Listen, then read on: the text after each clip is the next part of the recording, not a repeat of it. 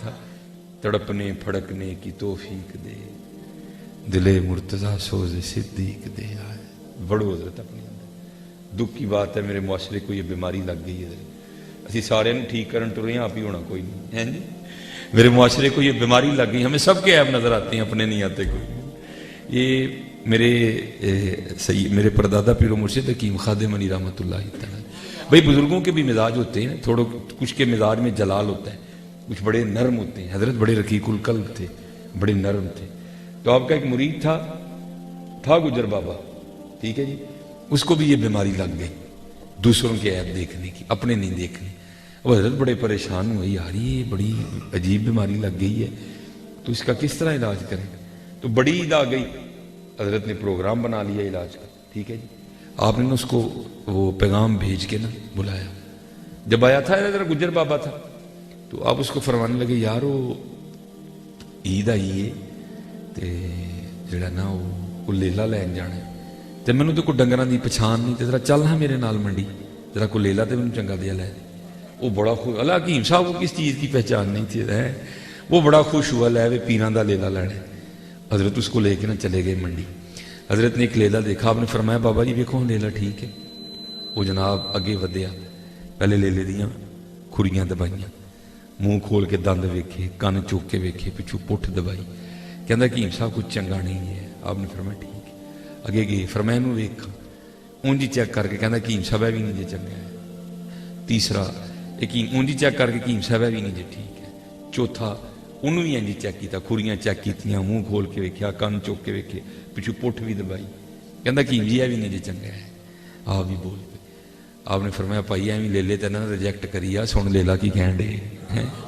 وہ انداز ہے نا بزرگوں کا. وہ کہندا حضور لیلا بھی کچھ کہندا ہے. آپ نے فرمایا کچھ نہیں، بڑا کچھ کہندا ہے.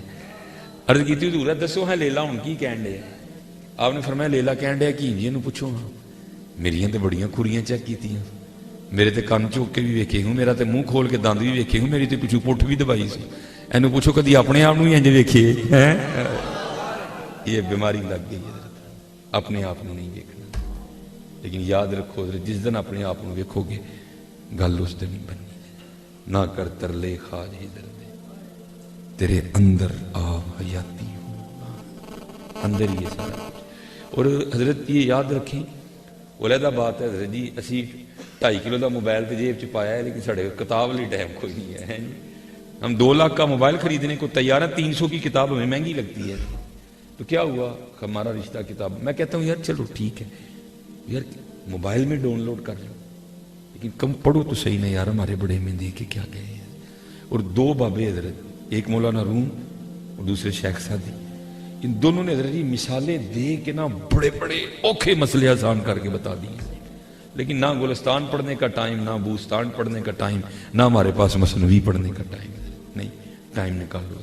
یہ مثنوی میں مولانا روم فرماتے ہیں کوئی بابا جی تھے، تو ان کے پاس نا ایک بڑا قیمتی ہیرا تھا، بڑا قیمتی اور نایاب ہیرا تھا.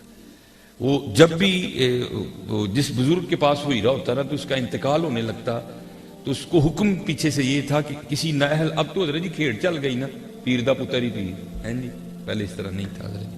اب ساری طریقت کے شجرے پڑھ کے دیکھ لیں، کسی جگہ آپ کو پتر نظر آئے گا نہیں، تو حضرت جی آگے بدل جاتا ہے معاملہ سارا جا کے.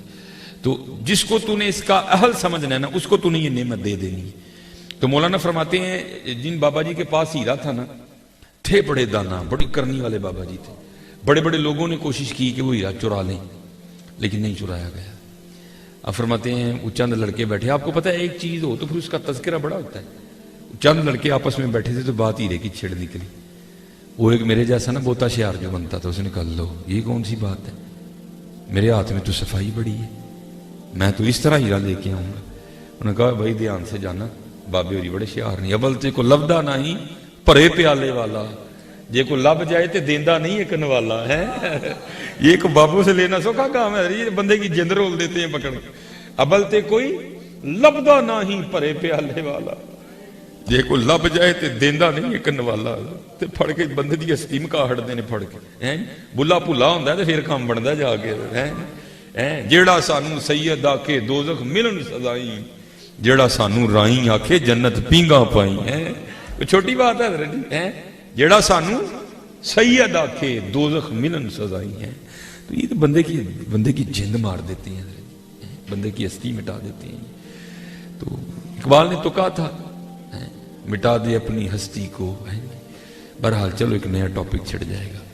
تو وہ انہوں نے کہا بھائی اگر تو بابا جی سے ہیرا چرا لائے گا تو ہیرا تو تیرا ہی ہوا, ہم اپنی طرف سے بھی تجھے یہ انعام دیں گے. اس نے کہا بات ہی کوئی نہیں.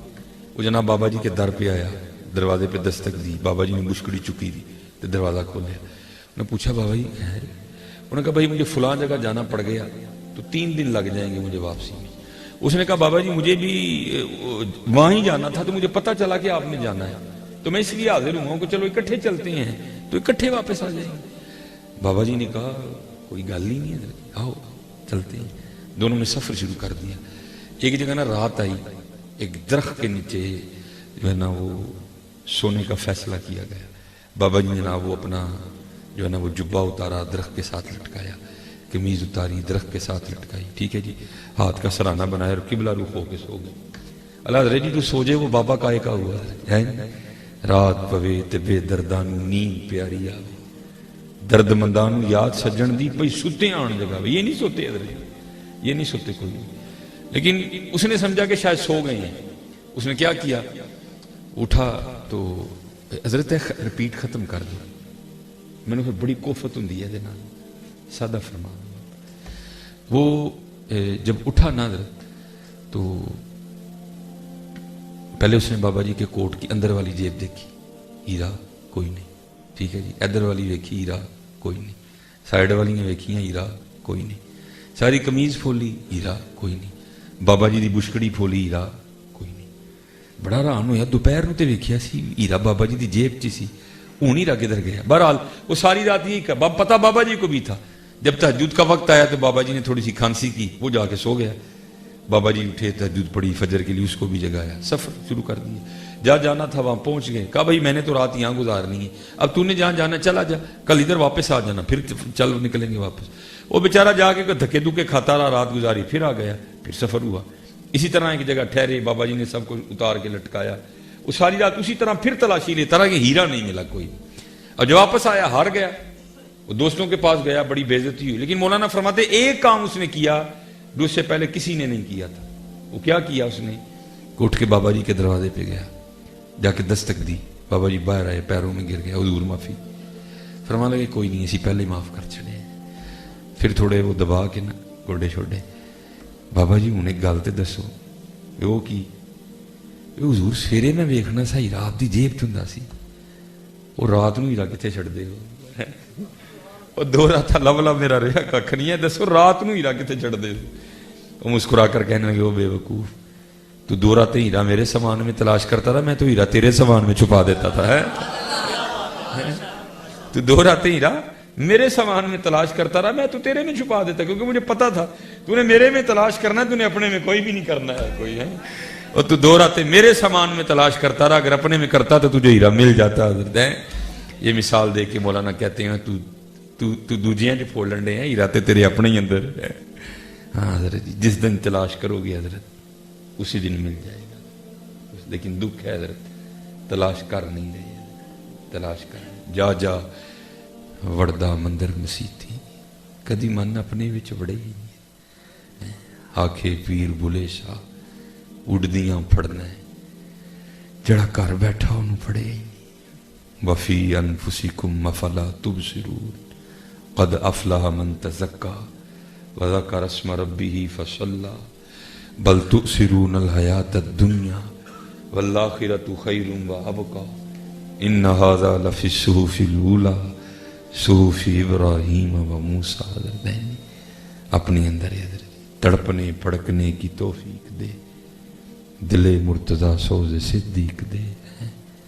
جگر سے وہی تیر پھر پار کر, تمناؤں کو سینوں میں بیدار کر.